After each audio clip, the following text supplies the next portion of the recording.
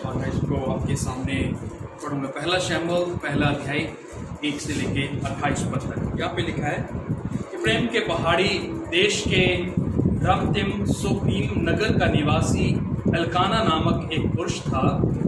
वह प्रेमी था और सूप के पुत्र तोहू का परपोता, एलीहू का परपोता और योराम का पुत्र था। उसके 2 पत्नियां थी, एक का नाम हन्ना और दूसरी का पनन्ना था। पनन्ना के 2 बालक हुए, परंतु हन्ना के कोई बालक ना हुआ। वह पुरुष प्रति वर्ष अपने नगर से सेनाओं के यहोवा को दंडवत करने और मेल बलि चढ़ाने के लिए शीलो में जाता था। वहाँ हनोई और पिनहास नामक एली के 2 पुत्र रहते थे, जो यहोवा के याजक थे। जब जब एल्काना मेल बलि चढ़ाता था, तब तब वह अपनी पत्नी पन्या को और उसके सब बेटे बेटियों को दान दिया करता था। परंतु हन्ना को वह दूना दान दिया करता था, क्योंकि वह हन्ना से प्रीति रखता था। तो भी यहोवा ने उसकी कोख बंद कर रखी थी।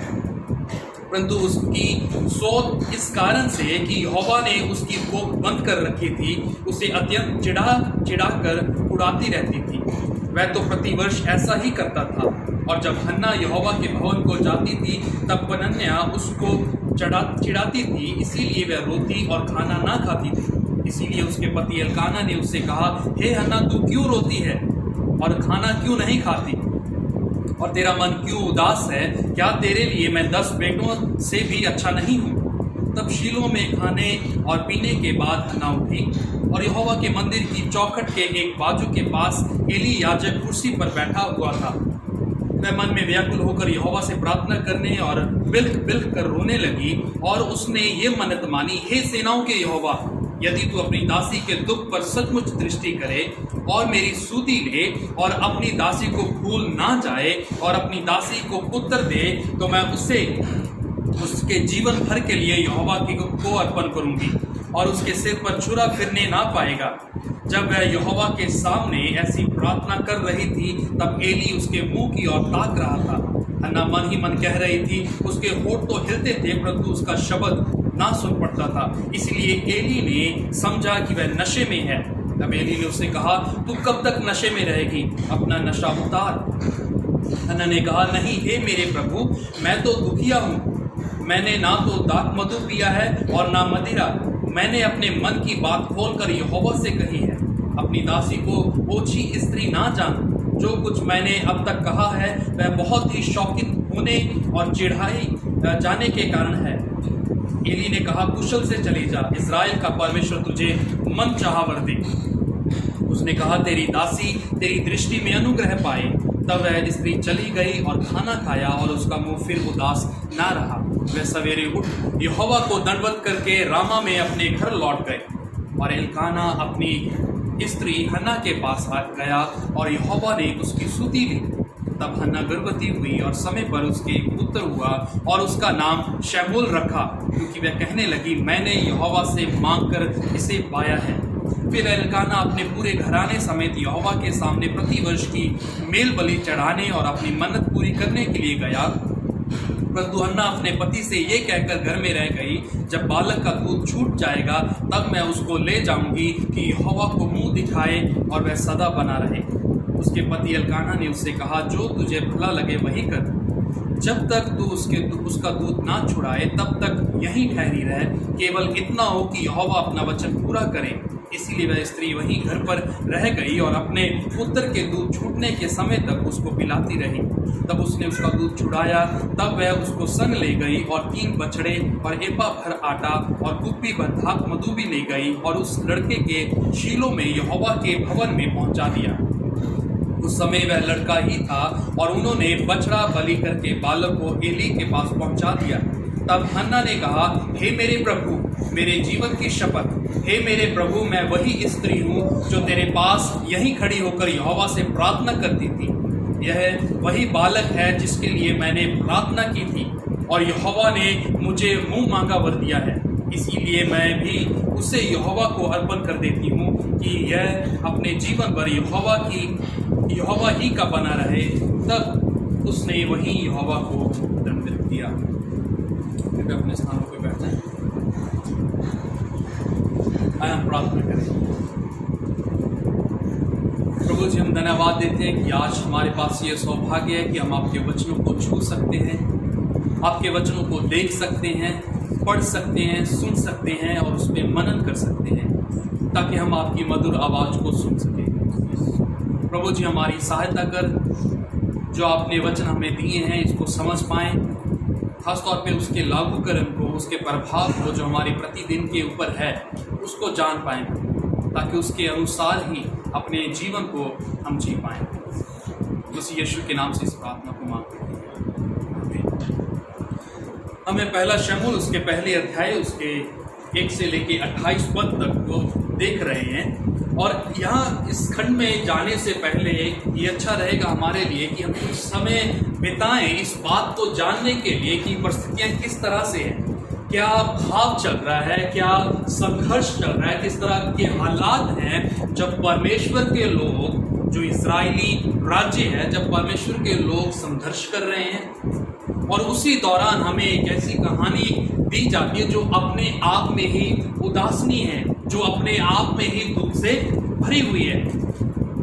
जब हम पहला शमूएल की किताब को शुरू करते हैं तो यहाँ पे जो हालात हैं परमेश्वर के लोगों के, इजरायली लोगों के, वो बहुत ही पैथेटिक है, बहुत ही उदासनीय है, बहुत ही दुखदायक है, क्योंकि वो लगातार फलिस्ती राज्य के द्वारा सताए जा रहे हैं, लूटे जा रहे हैं, और जो कुछ उनके पास था, इजराइल के पास, वो सब कुछ छीना जा रहा है।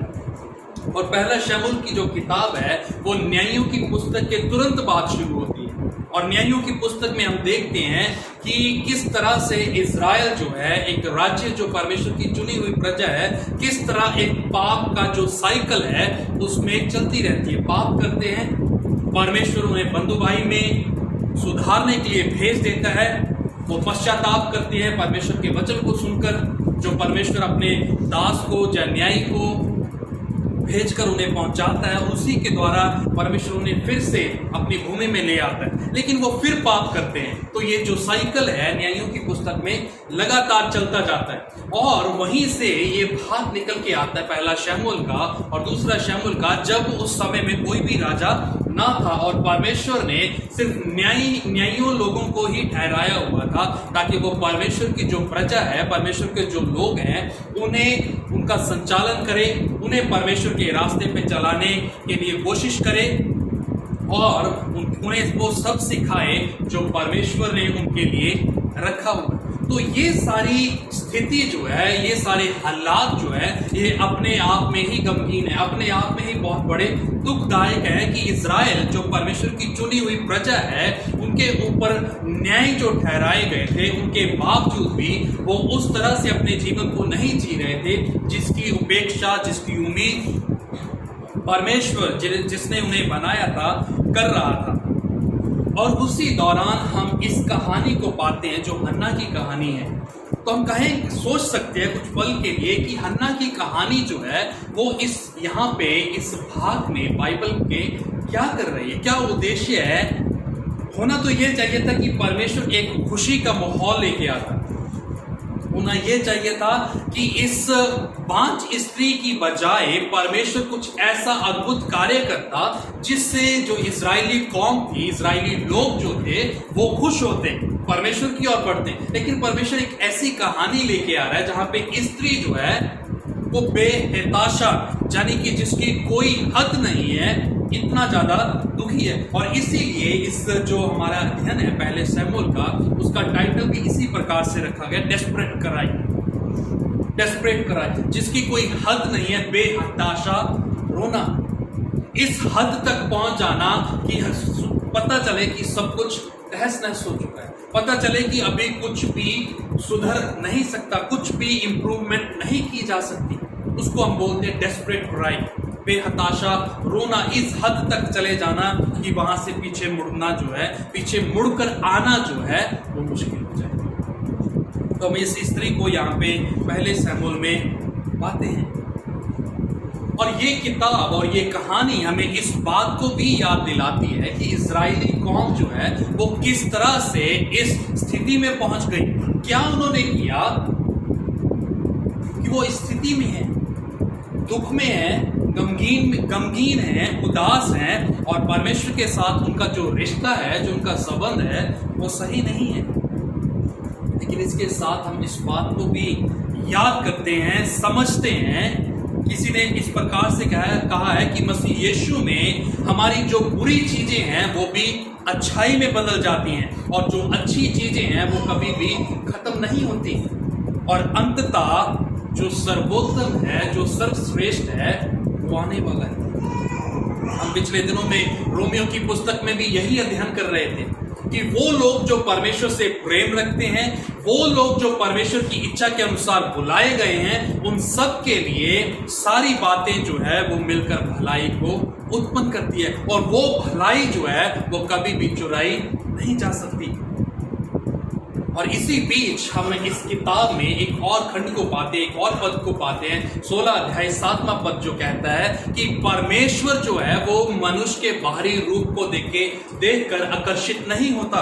परमेश्वर जो है जिसने इंसान की रचना की, वो मनुष्य के भीतरी मन में रुचि रखता है।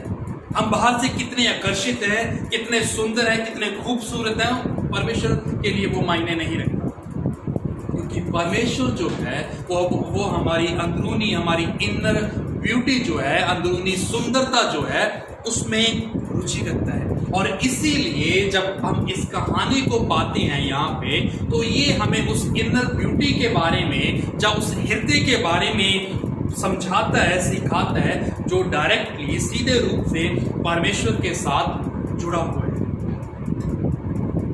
यहाँ पे दो चीजें चल रही है जब हम इस कहानी का जिक्र करते हैं। एक कहानी जो स्त्री झेल रही है, जिसका नाम हन्ना है, जिसके पति का नाम एल्काना है, एक ये कहानी है। एक दूसरी कहानी है जो परमेश्वर इस कहानी का उपयोग करके, यूज करके हमारे लिए। तो अगर मैं इसको संक्षेप में लेके जाऊं तो मैं कह सकता हूं कि परमेश्वर हमारे हालातों का इस्तेमाल करके, हमारी परिस्थितियों का इस्तेमाल करके एक नई कहानी का गठन कर रहा है, एक नई कहानी को बना रहा है ताकि वो संसार को बता। तो हम जो दुख झेल रहे हैं या जिस परिस्थिति में हम पाए जाते हैं, वो परमेश्वर एक कहानी लिख रहा है ताकि वो संसार को बता पाए, संसार को सिखा पाए कि क्या हो रहा है। तो ये स्त्री की कहानी जब हम यहाँ पे पाते हैं तो परमेश्वर इस कहानी के जरिए से अपनी कहानी को बता रहे हैं। God is telling his story through our story. हमारी कहानी से परमेश्वर अपनी कहानी बता रहे हैं। और इसको समझने के लिए जो पहला बिंदु है हमारा, वो है होपलेसनेस सिचुएशन, निराशाजनक, होपलेस, यानी कि कोई भी आशा नहीं बची। होपलेस सिचुएशन, निराशाजनक स्थिति, जो पहला बिंदु हम देखते हैं। पहले पद में हमें बताया गया है एल्काना नामक व्यक्ति है। अगर हम उसके बारे में देखें तो वो काफी उसके बारे में जब हम देखते हैं तो हम इस बात को ध्यान रखें कि वो हमें उसके बारे में बताया जाता है पहले पद में कि वो कौन है, कहां से आता है, वो कौन सी वंशावली से है, जब उसके पिता का उसका जो पूरा वंशावली है, जो जीनियोलॉजी है, वो कहां से है, कौन से वंश से वो आता है। तो ये सारी चीजें जो है उनका हमें बताया गया। और ये भी बताया गया कि उसकी 2 पत्नियां हैं, एक का नाम हन्ना और दूसरी पत्नी का नाम पनन्या है। और एक जो पनन्या बीवी है, उसकी पत्नी जो है, उसके 2 बालक हैं, लेकिन जो दूसरी हन्ना जो है वो 5 है, उसके कोई भी बालक नहीं है। लेकिन फिर भी तीसरे पद में हम पाते हैं कि जो एल्काना है वो अपनी पत्नी जिसका नाम हन्ना है उसको 10 गुना दान देता है। जो हमें 5वें पद में दूना दान करके देता है। जो पनन्या है उसको जो बनता है वही देता है, लेकिन हन्ना को वो दूना दान करके देता है क्योंकि वो उसके साथ प्रीति रखता है।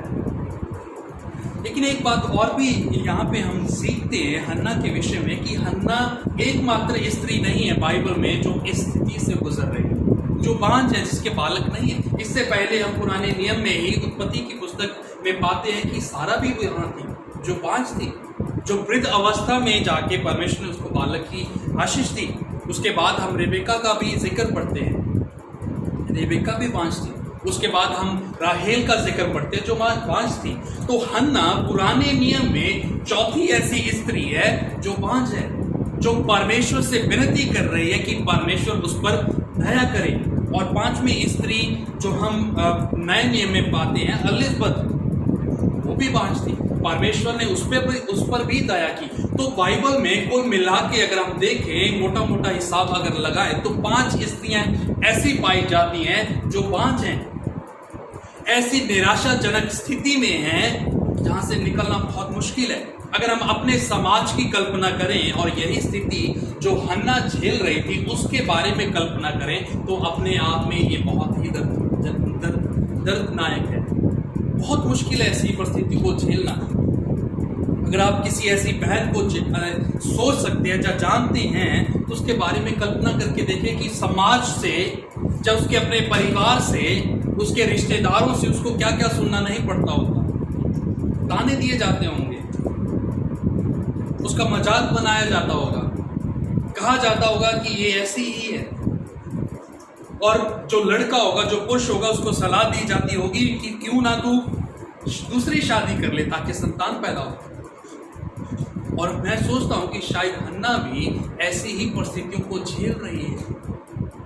जब वो अपनी सौतन जिसका नाम पनन्या है, उसके बालकों को, उसके बच्चों को देखती है, खेलते आंगन में उनको देखती है तो वो निराशा से भर जाती है। काश मेरे भी बालक होता, काश मैं भी अपने बच्चों को खिलाती, काश मैं भी उनके साथ आनंद मनाती, काश मैं भी उनको लोरियां गा के सुनाती। ये सारी बातें हन्ना के जीवन में चल रही हैं, लेकिन वो अपनी स्थिति को सुधार नहीं सकती, कुछ नहीं कर सकती वो अपने हालातों को सुधारने के लिए। लेकिन एक बात यहाँ पे हमें पता चलती है कि जो लेखक है इस किताब का, वो हमें इस कहानी को इसलिए नहीं बता रहा कि हम हन्ना पे तरस खाए, बेचारी हन्ना, नहीं। वो इस बात को बताने के लिए इस कहानी को यहाँ पे नहीं रख रहा कि हम दया से भर जाएं, नहीं। वो हमें इस कहानी को यहाँ पे इसीलिए बता रहा है ताकि हम उस परमेश्वर की ओर देखें जो ऐसी दर्दनायक स्थिति में भी अद्भुत काम करने के लिए सामर्थ रखता है। ऐसी स्थिति जो कल्पना से परे है, ऐसी स्थिति जिसका तोड़ मनुष्य के पास नहीं है, उस स्थिति में भी, उस हालात में भी परमेश्वर योग्य है कि वो उसका सल्यूशन दे पाए। और इसीलिए परमेश्वर इस कहानी को इस समय में यहाँ पे लेके आता है जब इज़राइल एक राज्य के रूप में संघर्ष कर रहा है, उसके पास कोई समाधान नहीं, और दूसरी तरफ एक स्त्री का जिक्र आता है जो संघर्ष कर रही है, जिसकी अपने समाज में शायद कोई इज्जत नहीं है। उस स्त्री का परमेश्वर जिक्र करता है ताकि लोग उसकी कहानी को देखकर परमेश्वर के विषय में देख पाए कि किस तरह से परमेश्वर उसके संघर्ष को देखता है, उसके विश्वास को देखता है, उसकी जो परिस्थिति है, उसके जो हालात है, उसकी निराशाजनक जो स्थिति बनी हुई है, उसको देखते हुए परमेश्वर अपनी सामर्थ को दिखाता है ताकि लोग जाने कि जो इज़राइल का परमेश्वर है वो छोटा परमेश्वर है। इज़राइल का परमेश्वर जो है वो छोटे मोटे काम नहीं करता। परमेश्वर जो है, इज़राइल का परमेश्वर, अब्राहम, इसहाक और याकूब का परमेश्वर जो है वो काम करता है जो मनुष्य जाति के लिए इम्पॉसिबल, जो मनुष्य जाति के लिए असंभव है।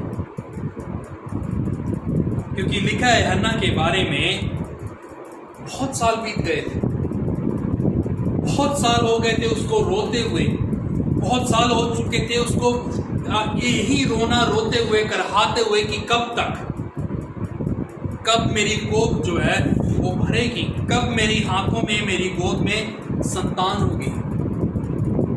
होपलेस, असहाय, निराशाजनक स्थिति में हन्ना अपने आप को पाती।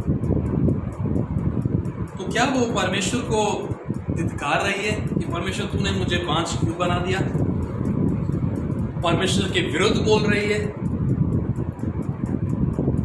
परमेश्वर को गाली गलौज कर रही है? नहीं, ऐसा कुछ नहीं वो करती, परंतु लगातार परमेश्वर के सम्मुख आकर, मंदिर में उसकी चौखट पे आकर परमेश्वर से विनती प्रार्थना करती है, क्योंकि वो जानती है अगर कोई ये काम कर सकता है तो कोई और नहीं परंतु इस्राएल का पवित्र परमेश्वर। अगर कोई मेरी इस परिस्थिति का समाधान निकाल सकता है, जहां पे मैं निराशा में डूबी हुई हूं, मैं बेहताशा रो रही हूं, अगर मेरे रोने को कोई सुनकर मुझे चुप करा सकता है, मुझे सतावना, मुझे शांति, मुझे आशीष दे सकता है, वो कोई और नहीं परंतु इस्राएल का पवित्र परमेश्वर है। और इसीलिए वो विश्वास के साथ अपनी निराशा में भी परमेश्वर के आगे रो रही है, उससे विनती प्रार्थना करती है। और मुझे एक और पद याद आता है जो वचनकार दाऊद लिखता है 119 उसके 71वें पद में कहता है कि भला है कि मैं दुखी हूं, it is good for me that I was afflicted.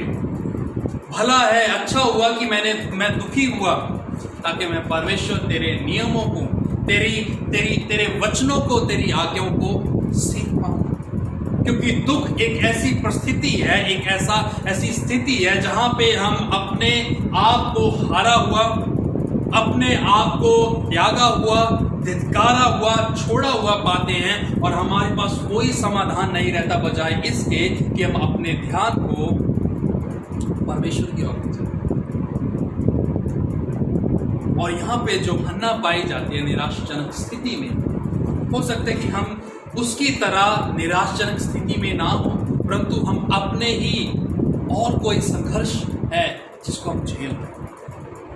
हो सकता है हमारे परिवार में लड़ाई झगड़े हो, हम जो सोच रहे वो ना हो रहा हो सकता है कि हमारा जो कारोबार है, हमारा जो बिजनेस है उसमें आशीष ना हो सकता है कि जो मेरा आत्मिक जीवन है उसमें कोई आशीष ना हो सकता है कि जो मेरी जर्नी परमेश्वर के साथ है उसको मैं एंजॉय ना कर पा रहा हूं, मैं निराश हूं।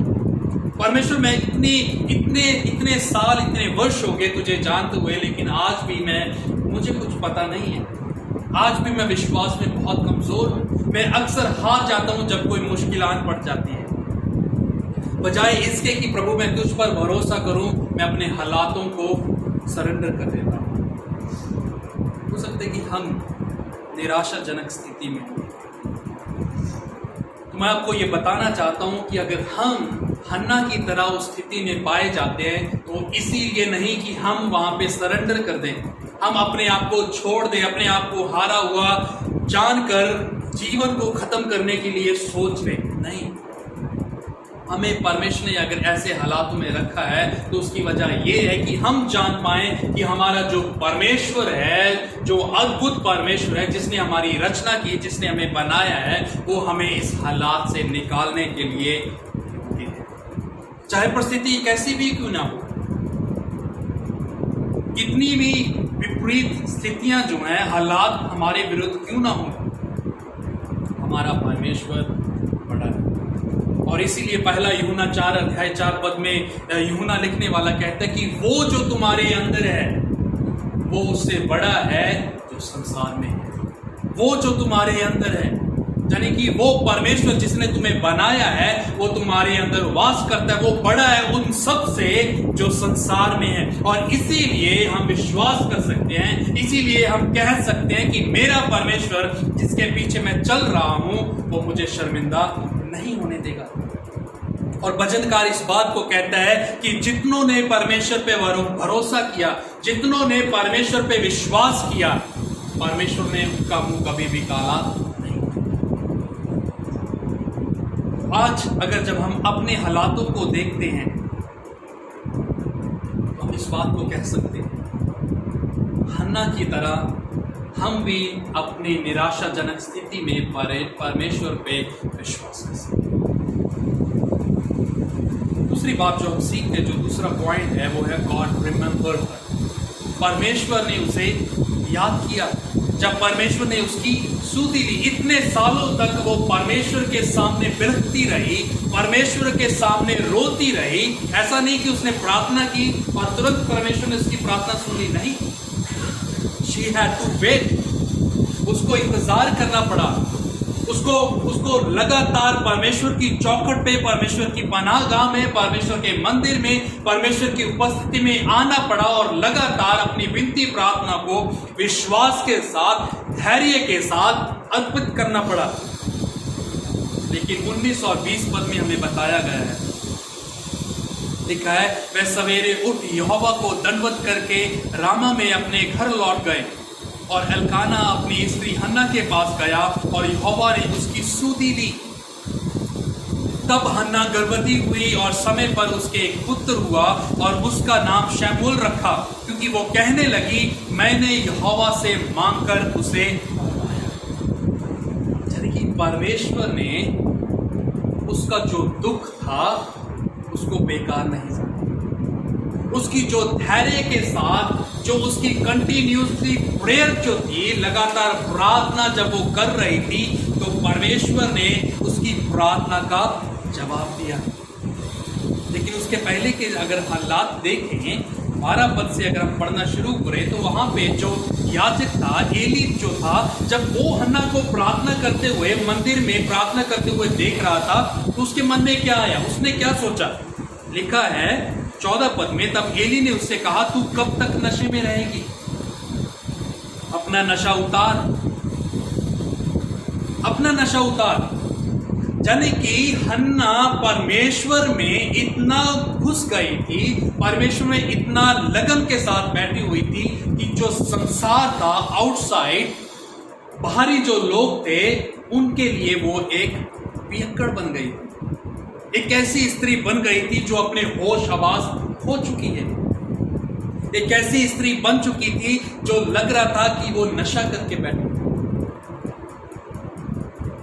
लेकिन वो नशा नहीं, उसकी एकाग्रता, उसकी लगन थी परमेश्वर के साथ। उसी व्यक्ति की तरह जो कहता था कि जब तक मैं परमेश्वर को देख ना लूं, जब तक वो मुझे छू ना ले, जब तक वो मुझे बुला ना ले, मैं तब तक यहीं पे बैठा। फिर जब उसको आवाज दी, चेले आए, जिसका जिक्र हम नए नियम में पढ़ते हैं, अंधे व्यक्ति का,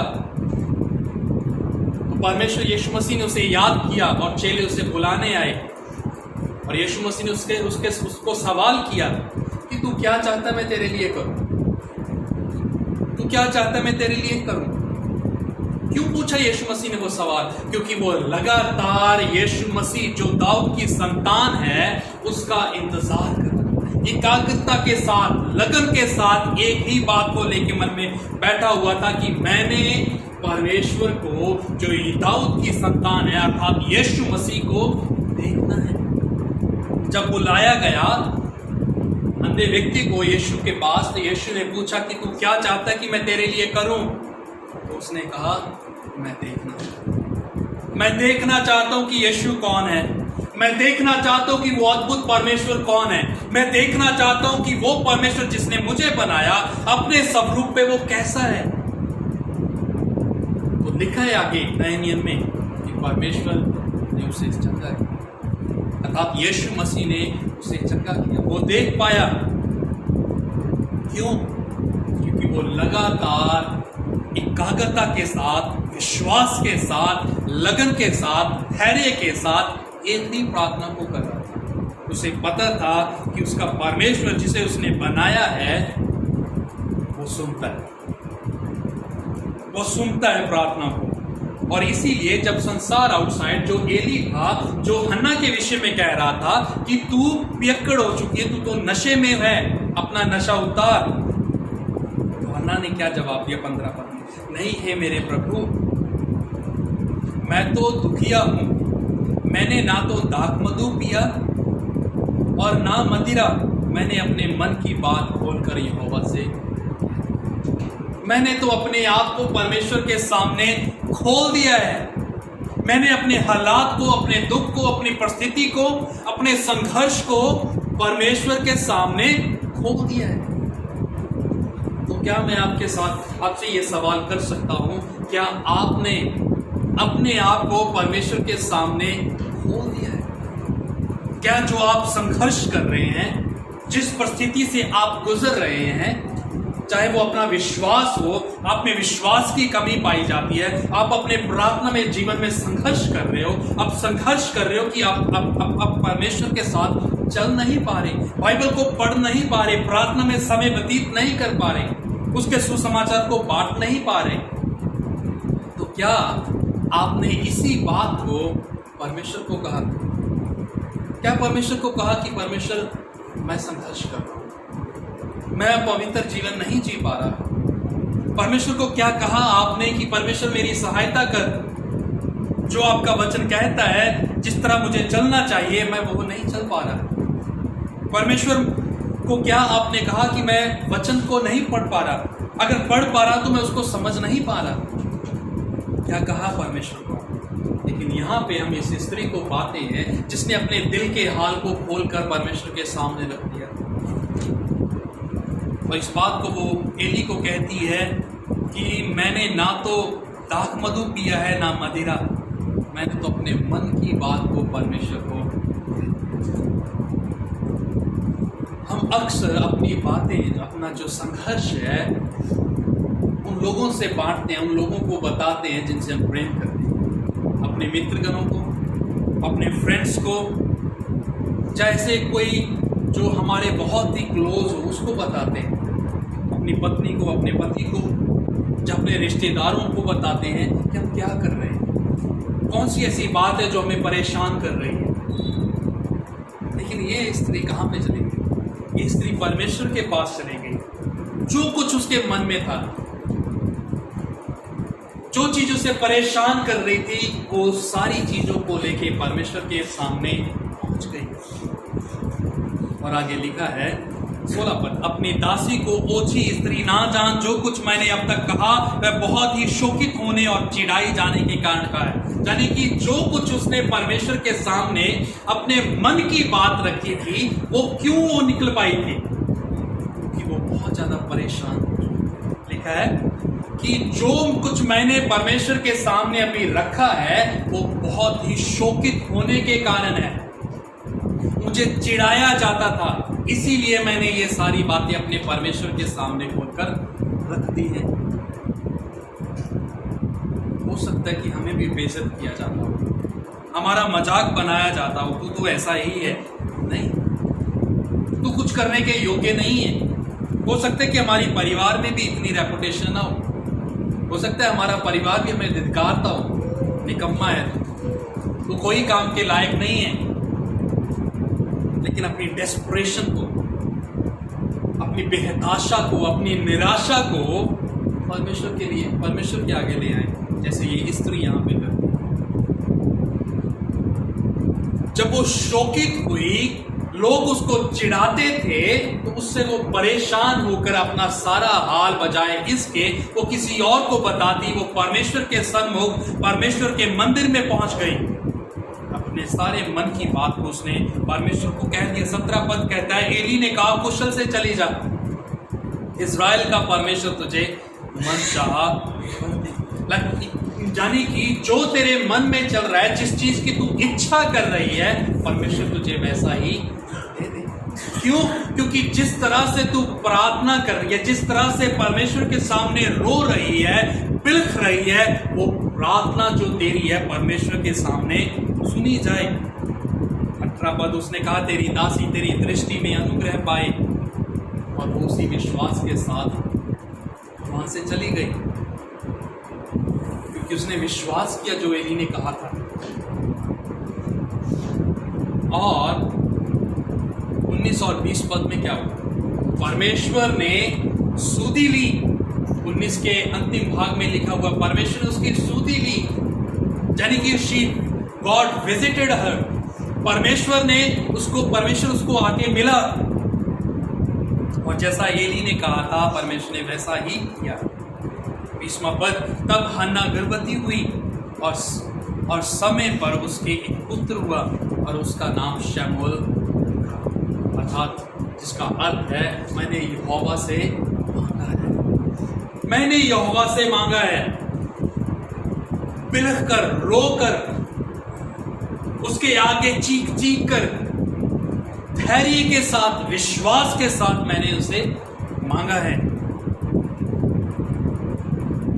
अगर आप किसी बात को लेके परेशान हैं, बजाय इसके कि उसका अंत अपने आप में कर लेना, बजाय इसके कि उसका ढिंढोरा गांव में पीटना, लोगों के सामने पीटना परमेश्वर के सम्मुख है। और तीसरी बात जो हम यहाँ पे सीखते हैं वो है द बेस्ट वॉज ऑफर्ड, जो सर्वश्रेष्ठ था वो भेंट उसे दी। कहने का अर्थ क्या है कि जो हन्ना थी, जो उसके पास सर्वश्रेष्ठ था, जिसको उसने बिलख कर, चीख चीख कर, प्रार्थना कर कर, उपवास कर कर मांगा था, जब पाया था उसी को उसने दे दिया, उसी को उसने दे दिया। मेरे साथ 11 पद को देखिए, लिखा है और उसने ये मन्नत मानी, हे सेनाओं के यहोवा, यदि तू अपनी दासी के दुख पर सचमुच दृष्टि करे और मेरी सूदी ले और अपनी दासी को भूल ना जाए और अपनी दासी को पुत्र दे, तो मैं उसे उसके जीवन भर के लिए यहोवा को अर्पण करूंगी और उसके सिर पर छुरा फिरने। क्या मन्नत मांगी कि जो तू मुझे देगा वो ही संपूर्णता के साथ मैं तुझे सौंप दूंगी, तुझे अर्पण कर दूंगी। तो क्या उसने किया? जो उसने प्रतिज्ञा, जब मन्नत परमेश्वर के सम्मुख मांगी थी, जब उसे मिला नहीं था, तो क्या उसने पूरा किया? हाँ, उसने पूरा किया। 26वां पद, तब हन्ना ने कहा, हे मेरे प्रभु, तेरे जीवन की शपथ, हे मेरे प्रभु, मैं वही स्त्री हूं जो तेरे पास यहीं खड़ी होकर यहोवा से प्रार्थना करती थी। मैं वही थी जिसके विषय में कहा गया था कि ये तो पियक्कड़ है, ये इसने तो मदिरा पी हुई है, इसने दाख मधु पिया हुआ, मैं वही स्त्री हूं। 27 पद, ये वही बालक है जिसके लिए मैंने प्रार्थना की थी और यहोवा ने मुझे मुंह मांगा वर दिया था, यानी कि जिसकी मैंने प्रार्थना की थी कि जो 11 पद में हमने पढ़ा था, यदि तू मुझे पुत्र दे, वही तूने मुझे दिया। 28वां पद, इसीलिए मैं भी उसी यहोवा को अर्पण। यहाँ पे जो सवाल है, जो मैं सोचता हूँ कि हमें सोच विचार करने की जरूरत है, वो ये है कि जब हम परमेश्वर से किसी चीज के लिए प्रार्थना करते कि परमेश्वर मुझे ये चाहिए, तो क्या हम वास्तव में जब हमें वो मिल जाता है, हम उसे परमेश्वर के पास लेके आते हैं?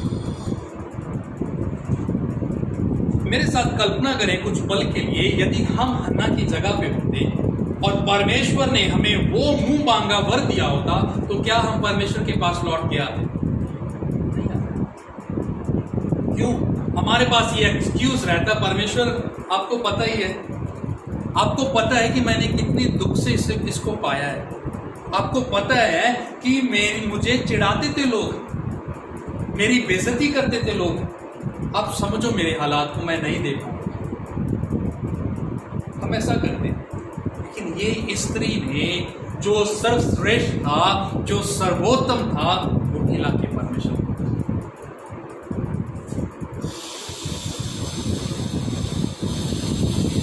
वो परमेश्वर जिसने इस स्त्री की प्रार्थना को तब सुना जब वो निराशा में थी, इस स्त्री की प्रार्थना को तब सुना जब वो धिक्कारी जा रही थी, जब उसके बारे में तरह तरह की बातें कही जा रही थी, लेकिन जब उसकी प्रार्थना सुनी गई, उसने अपने वचन को, अपनी मन्नत को जो उसने परमेश्वर के साथ की थी, उसको नहीं भूला। हम अक्सर भूल जाते हैं जब परमेश्वर हमें आशीष देता है, चाहे वो आर्थिक रूप में हो, चाहे मटेरियल हो, चाहे बच्चे की आशीष हो, हम अक्सर भूल जाते हैं। और मोस्ट ऑफ द टाइम, अधिकतर क्या होता है, हमारी आशीषें ही मेरे और परमेश्वर के बीच में एक बाधा बन जाती है, एक रुकावट बन जाती है। मेरी आशीषें ही मेरे और परमेश्वर के बीच में रुकावट बन जाती हैं। उदाहरण के लिए एक जोड़े को लेते हैं, एक कपल को लेते हैं जो प्रार्थना कर रहा था कि परमेश्वर हमें संतान दे, और जब संतान मिली उन्होंने चर्च आना छोड़ दिया, इस बात को सोचकर कि बच्चा वहां पे रोएगा, इस बात को सोचकर बच्चे को खिलाना भी है, वो दूध भी पिएगा, वो शुशु पोटी भी करेगा, तो डिस्टर्बेंस होगी नहीं। परमेश्वर ने आशीष अगर दी है, वो आशीष जो है वो परमेश्वर की महिमा के लिए है, ना कि आपको परमेश्वर से अलग करने के लिए। आपने देखा होगा जैसी संतान पैदा होती है तो कुछ महीनों के लिए चर्च आना बंद हो जाते, नहीं, परमेश्वर ने ये सोचकर आशीष को नहीं दिया। परमेश्वर हमें कुछ भी देता है आशीष के रूप में, वो इसीलिए देता है ताकि हम उसकी महिमा करें, हम उसके साथ जो हमारा संबंध है, जो रिश्ता है, उसमें हम बढ़ जाएं। लेकिन अधिकतर क्या होता है, हमारी आशीषें हमें परमेश्वर से दूर ले जाती हैं। हमारी आशीषें हमें परमेश्वर से दूर ले जाती हैं। लेकिन इस स्त्री को जो आशीष मिली थी वो परमेश्वर के बहुत ज्यादा करीब। तो मेरे साथ आप सोचें, इस बात को जानें, इस बात को एग्जामिन करें कि परमेश्वर ने आपको क्या दिया था, और जो आशीष आपको परमेश्वर ने दी थी, क्या वो आशीष आपको परमेश्वर के करीब लेके आई या दूर ले गई? आपका ज्ञान, आपका पैसा, आपका काम, आपका परिवार कहाँ पे है? वो सारी चीजें जो आपके जीवन में है, क्या वो आपको दिशा दिखा रही हैं कि आप परमेश्वर के साथ चले जाएं, या फिर वो आपको लगातार परमेश्वर से पीछे खींच रहे हैं? ये हन्ना ने अपना सर्वोत्तम, अपना सर्वश्रेष्ठ परमेश्वर को सौंप दिया। लेकिन इसी की तरह ही परमेश्वर ने अपने इकलौते को, जो उसका सर्वश्रेष्ठ था, जिससे वो अति प्रसन्न था, मनुष्य जाति के लिए सौंप दिया, जिसका नाम यीशु है। वचन में लिखा है, यूहन्ना 3:16 में लिखा है कि परमेश्वर ने जगत से, संसार से ऐसा प्रेम किया कि उसने अपना इकलौता पुत्र दे दिया, जो कोई उस पर विश्वास करे वो नाश ना हो परंतु अनंत जीवन पाए। और यशायाह की पुस्तक 9:6 में लिखा हुआ है कि हमारे लिए बालक जन्मा और पुत्र को हमें दे दिया गया। जिस तरह हन्ना ने अपना सर्वश्रेष्ठ जो उसके पास था वो सब कुछ परमेश्वर को अर्पित कर दिया, और नए नियम में हम देखते हैं कि मनुष्य जाति को बचाने के लिए परमेश्वर ने अपना सर्वश्रेष्ठ संसार को। और मत्ती का सुसमाचार जब हम पहला अध्याय पढ़ते हैं और 21 पद से आगे पढ़ना शुरू करते हैं, जब परमेश्वर ने स्वर्गदूत के जरिए से यूसुफ से बात की तो उसको कहा कि मरियम पवित्र आत्मा की सामर्थ से गर्भवती होगी और पुत्र को जन्म देगी, जिसका नाम तू यीशु रखना, जिसका अर्थ है कि वो अपने लोगों को उनके पापों से छुड़ाएगा। और यहाँ पे जो शमूएल है, जिसको परमेश्वर ने हन्ना को दिया है, जिसको परमेश्वर से हन्ना ने मांगा था, उसका कार्य क्या हुआ? वो आगे जाकर क्या बनेगा? भविष्यवक्ता बनेगा, जो परमेश्वर की बातों को परमेश्वर के लोगों तक पहुंचाएगा। और हमें भी एक ऐसा ही पुत्र दिया गया था जो परमेश्वर की बातों को हमारे तक पहुंचाया, जिसने उस क्रूस के दंड को सह लिया जो आपके और मेरे लिए रखा गया था। उसी वो ही परमेश्वर का प्रिय पुत्र था, जिसका जिक्र बार बार सुसमाचार में होता है कि इसकी सुनो, ये मेरा प्रिय पुत्र है, ये मेरा सर्वश्रेष्ठ है, मेरा बेस्ट है। लेकिन परमेश्वर ने अपने बेस्ट को संसार के लिए ऑफर किया। तो जो सवाल हमारे लिए है कि जो डेस्परेशन क्राई है, हमारी डेस्परेट क्राई है, बेहताशा निराशाजनक स्थिति में जब हम गुजर रहे हैं, तो उस स्थितियों को हम किस तरह से देखें? हारा हुआ, ऐसा महसूस करते कि हमें खत्म कर लेना चाहिए जीवन को, ऐसा समझ रहे हैं कि अभी इसका कोई हल नहीं। मैं आपको बता देना चाहता हूँ, जैसे हम गा रहे थे गीत में एक लाइन आई थी कि परमेश्वर जो है वो हमारे रोने को, हमारे उदास को नृत्य में बदल देता है। He turns our sorrow and trouble into joy. हमारे दुख को, हमारे संकट को वो नाच में बदल देता है। लेकिन कब? जब हम विश्वास करते कि He is able to do, जब हम विश्वास करते हैं कि वो योग्य है इस बात को करने के लिए। अगर हम हन्ना के जीवन को देखें तो वो हताश नहीं हुई। हाँ, जो स्थिति से वो गुजर रही थी वो बहुत ही भयानक थी, लेकिन वो लगातार परमेश्वर से बिलख कर मांगती, क्योंकि उसको पता था कि अगर मेरी परिस्थितियों का, मेरे मुश्किलों का अगर कोई हल है तो परमेश्वर। तो मेरे प्रियो, आज हमें ज़रूरत है कि हम अपने हालातों को, अपनी परिस्थितियों को, जिस सफ़र से, जिस अंधकार के जीवन से होकर हम गुजर रहे हैं, उसको हम अपने परमेश्वर के पास ले आए, इस बात को जानते हुए कि हम हमारी परिस्थितियों का, हमारे हालातों का अगर समाधान है तो वो परमेश्वर के साथ। बेहताशा रोना, हम परमेश्वर के सामने अपने रोने को रो सकते हैं। हम निराशाजनक स्थिति में हो सकते हैं, लेकिन इस बात का भी ध्यान रखें कि परमेश्वर हमारी सुधि है। अपने वायदे के अनुसार वो हमें अकेला नहीं छोड़ेगा, वो हमें त्यागेगा नहीं, हमारी आकर सुधि है। इसीलिए वो हमें बुलाता है कि मेरे पास आओ, मैं तुम्हें आराम। तो हम उसके पास जा सकते हैं इस बात को जानते हुए कि वो हमें आराम देगा, वो हमें हमारी जो परिस्थितियाँ जिसका हम सामना कर रहे हैं, वो हमें उसमें से विजयी करेगा अपनी महिमा। I am proud.